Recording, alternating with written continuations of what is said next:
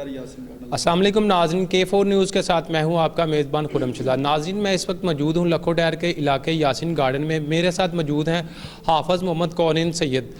ان سے جانتے ہیں، ان سے بات کرتے ہیں، جانتے ہیں۔ اس سے پہلے امام مسجد سے پہلے جو کہ کونین بھائی تھے، یہ ایک ملٹی نیشنل کمپنی میں جاب کر رہے تھے، اور ان سے جانتے ہیں سارا واقعات صورتحال سے جانتے ہیں کہ انہوں نے وہ جاب کیوں ترک کی اور امام مسجد کب سے اور کیوں شروع کی۔ السلام علیکم جی وعلیکم السلام ورحمۃ اللہ وبرکاتہ۔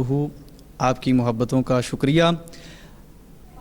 جب میں امامت نہیں کرتا تھا اس سے پہلے میں ایک کمپنی میں جاب کرتا تھا، اچھی خاصی میری سیلری تھی الحمدللہ، بڑا اچھا گزارا ہو رہا تھا۔ والد گرامی ایک دن بیٹھ کے کہنے لگے کہ بیٹا آپ سے میں نے آج تک کچھ بھی نہیں بولا، کچھ بھی نہیں مانگا، ایک بار کرتا ہوں اگر آپ مان جاؤ۔ میں کہا جی بولو، فرمائیں۔ کہنے لگے کہ آپ وہ کام کرو جو آپ کے بڑے بھائی کام کرتے ہیں، یعنی آپ امامت و خطابت کا سلسلہ جو ہے نا وہ شروع کرو۔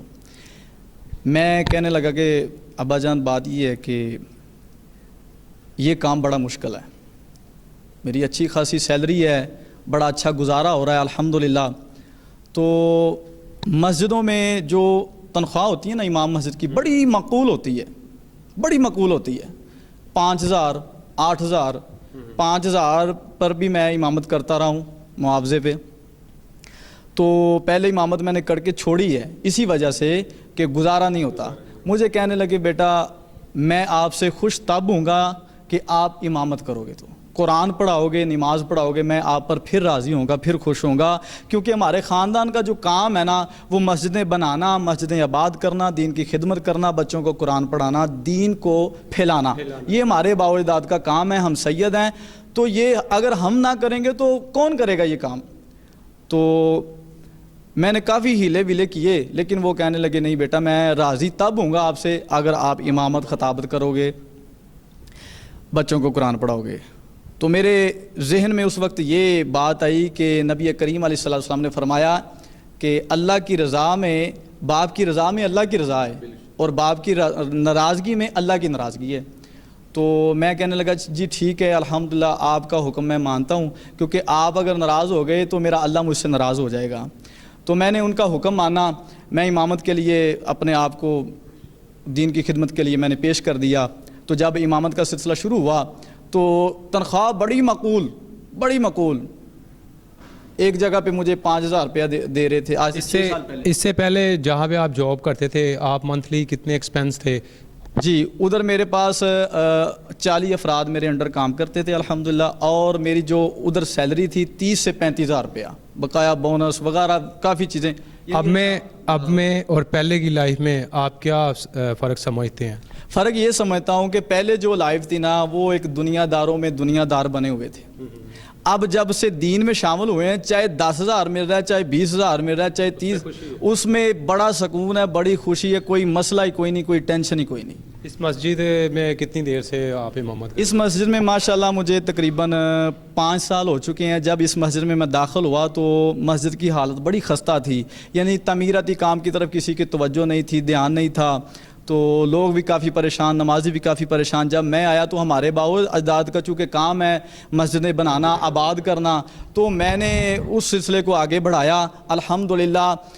بڑے کم عرصے میں، یعنی تقریباً 4 سال کے عرصے میں 3 لینٹر ڈلے مسجد کے، اس کے علاوہ وضو خانہ، واش روم، مسجد کا حجرہ شریف بنا، رہائش گاہ بنی، ممبر و محراب شریف بنا، یہ آپ کے سامنے آپ کو نظر آئے گا اگر آپ بائی کیمرہ والا دکھائے تو ممبر و محراب، ٹائل پتھر کا سارا کام ہوا، ٹھیک ہے۔ بس میں تو یہ کہتا ہوں کہ اکیلا چلا تھا منزل کی طرف، دوست ملتے گئے، کارواں بنتا گیا۔ جب میں شروع ہوا ہوں نا اس کام کے لیے تو پتہ نہیں کہاں کہاں سے دوستوں نے، بزرگوں نے، میرے علاقے کے لوگوں نے، میرے نمازیوں نے، میرے مسجد کے انتظامیہ نے میرے ساتھ بڑا پیار کیا، بے انتہا پیار کیا کہ آج اس کا صلہ یہ آپ کو نظر آ رہا ہے۔ نوجوان نسل کو کیا میسیج دینا چاہتے ہیں؟ میسیج یہی دینا چاہتا ہوں کہ خدارہ دین کی طرف آ جائیں، دین سے وفا کر لیں، اپنے والدین کا ادب و احترام کر لیں۔ سب سے بڑھ کے بات یہی ہے کہ اگر آپ اپنے والدین کا ادب و احترام کریں گے، ان کی خدمت کریں گے، نماز قرآن پڑھیں گے، تو انشاءاللہ آپ کی دنیا بھی سنور جائے گی اور آپ کی آخرت بھی سنور جائے گی۔ سر آج کل ہم نے دیکھا ہے کہ بہت زیادہ دین کی طرف رجحان بچوں کا کم ہو گیا ہے، नादरा सपारा में कुरान हदीस में नमाज में बहुत हद तक कमी आई है, नमाजियों की बहुत हद तक कमी आई है। इस हवाले से जो लोग पूरे पाकिस्तान में आप सुन रहे हैं, आपको लोग सुन रहे हैं, आप उन्हें क्या मैसेज देना चाहते हैं? मैं मैसेज यही देना चाहूँगा कि ये सारा काम नहूसत की वजह से है। यानी नहूसत कैसे आती है? रात को अगर आप लेट सोएंगे, सुबह लेट, ज़ाहिर बात लेट उठेंगे तो नहूसत आ जाएगी। नहूसत के काफ़ी ज़्यादा मामला है। बहरहाल मैं मुख्तसर बात ये करता हूँ कि मोबाइल जो है ना, उसका सबसे बड़ा रीज़न मोबाइल है। रात को नौजवान लड़के 12-12 बजे तक, 1-1 बजे तक, 2-2 बजे तक मोबाइल यूज़ करते हैं। सुबह जब नमाज़ पढ़ने का वक्त होता है तो सुबह आँख नहीं खुलती, ठीक है, फिर नहूसत डेरे डाल लेती है, नमाज नहीं पढ़ी जाती।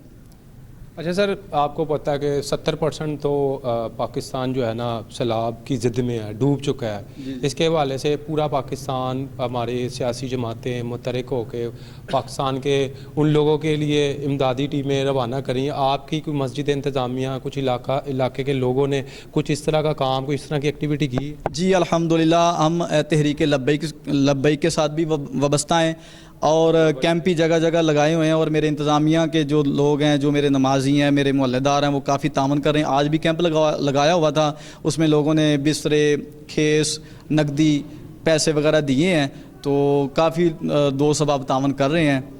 पाकिस्तान को इस हवाले से क्या मैसेज देना चाहते हैं? मैसेज यही देना चाहता हूँ कि बस भाई मोबाइल को छोड़ें और नमाज़ पढ़ें, रात को टाइम पे सोया करें, सुबह टाइम पे उठें और नमाज की पाबंदी करें। नमाज पढ़ेंगे तो ये अजाब जो आया ना मुल्क पाकिस्तान में, ये टल जाएगा, ये ख़त्म हो जाएगा। 99% जो मुसलमान हैं नमाज से दूर है। अल्लाह की नाराज़गी है, अल्लाह की नाराज़गी हो रही है। तो बस मुख्तसर बात ये मैं करता हूँ कि भाई नमाज़ पढ़ें, वालिदैन की खिदमत करें और दीन का काम करें, दीन की खिदमत करें। जब आप दीन में शामिल हो जाएंगे, दीन से वफ़ा करेंगे, दीन की खिदमत करेंगे, तो इंशाअल्लाह ताला हमारे मुल्क की हालात भी सेट हो जाएंगे, हमारे घरों के हालात भी सेट हो जाएंगे। शुक्रिया जी। हमने हाफ़िज़ कोनिन शाह साहब से बात की, तमाम तर वाक़यात और से इन्होंने हमें आगाह किया। इसके साथ ही अपने मेज़बान खुर्रम शहज़ाद को इजाज़त दीजिए। देखते रहिए K4 न्यूज़। अस्सलाम वालेकुम।